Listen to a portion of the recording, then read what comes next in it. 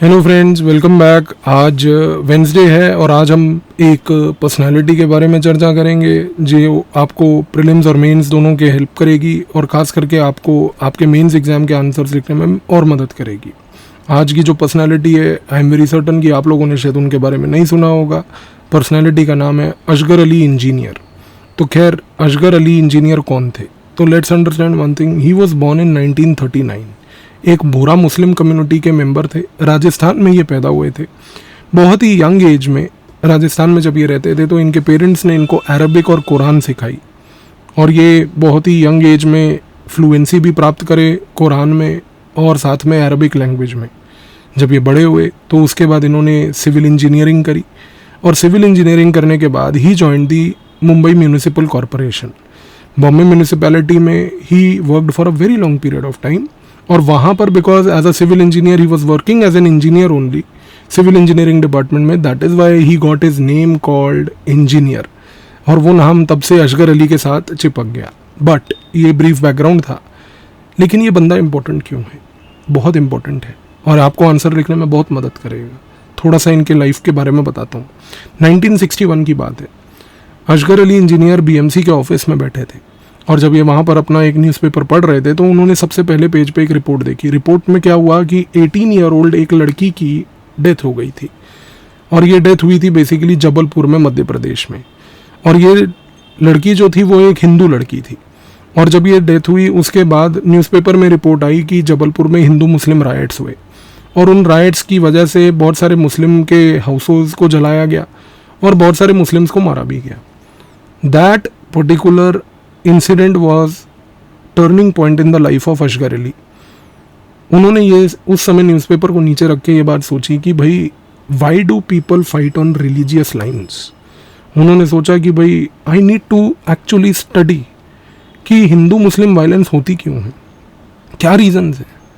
और जब उन्होंने ये चीज़ को दिमाग में अपने रखा कि आई हैव टू स्टडी कि हिंदू मुस्लिम वायलेंस क्यों होती है, उन्होंने कहा कि भाई मेरे को जबलपुर जाके ये इंसिडेंट को एनालाइज करना है। ये जो 18 साल की हिंदू लड़की, 18 year old girl who died and as a result of there was Hindu Muslim violence, I have to go and study this. He immediately took a leave, went to Jabalpur. Jabalpur जाके उन्होंने फर्स्ट हैंड इन्वेस्टिगेशन किया कि भाई ये रिलीजियस डिफरेंसेस होने के कारण लोग लड़ते क्यों हैं। और वहाँ से असगर अली की लाइफ ने जो चेंज लिए वो ये थे कि at the age of 33 he decided to quit his job. And job quit करने के बाद उन्होंने डिसाइड किया कि अब मैं रिसर्च करूँगा, थ्योरी कराऊँगा, रिसर्च करूँगा प्रैक्टिकल लेवल पे कि हिंदू मुस्लिम वायलेंस इंडिया में क्यों होता है। And in this process of research today Asghar Ali is known for his very very famous the religious change theory.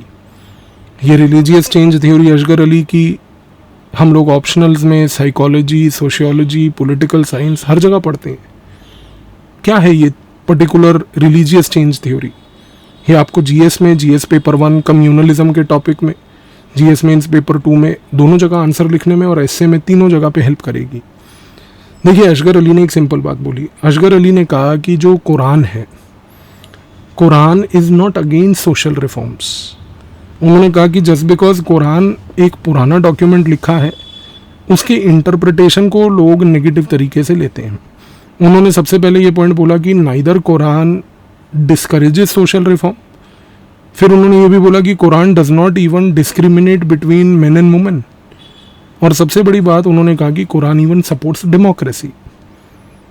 अब जब उन्होंने ये चीज़ बोली तो उन्होंने ये बताया कि my religious change theory is based on the principle of harmony between Hindus and Muslims. अब ये थ्योरी में उन्होंने क्या बोला? तो जो रिलीजियस चेंज थ्योरी थी, उन्होंने सबसे पहले एक पॉइंट बोला। उन्होंने कहा कि देखिए, आज की डेट में किसी भी रिलीजन के अंदर, और ख़ास करके अगर हम इस्लाम की बात करें, तो अगर किसी प्रकार के कोई रिग्रेसिव व्यूज़ हैं तो हमें उसके बारे में 2 पॉइंट्स ध्यान में रखने हैं कि कोई भी रिग्रेसिव व्यू एक स्पेसिफिक कॉन्टेक्स्ट में, एक स्पेसिफिक टाइम पीरियड में बोला गया होगा। और जस्ट बिकॉज वो रिग्रेसिव व्यू अगर किसी स्पेसिफिक टाइम पीरियड में बोला गया है, उसकी यूटिलिटी ज़रूरी नहीं आज हो।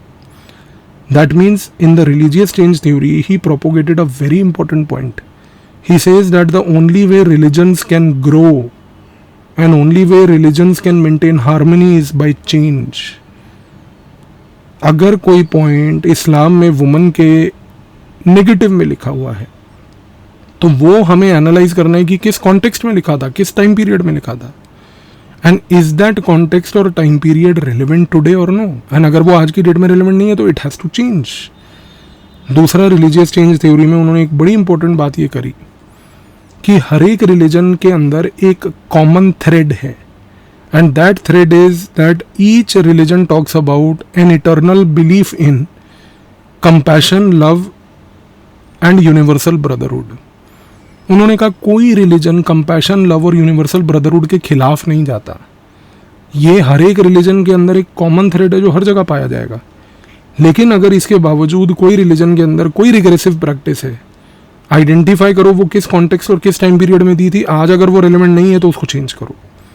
और सबसे इंपॉर्टेंट थर्ड पॉइंट जो इनका कंक्लूडरी पॉइंट था रिसर्च का, उन्होंने ये बोला कि the only way by which we can ensure कि हिंदू मुस्लिम वायलेंस इंडिया में ना हो is by having more inter community dialogues. ये पॉइंट याद रखिएगा क्योंकि इसको आप GS mains paper 3 internal security में भी यूज कर सकते हो।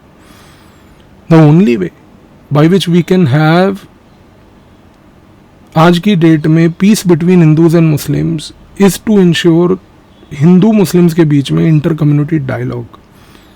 और ये बंदा इस थ्योरी देने के बाद इसने बहुत सारे इंस्टीट्यूशंस भी बनाए।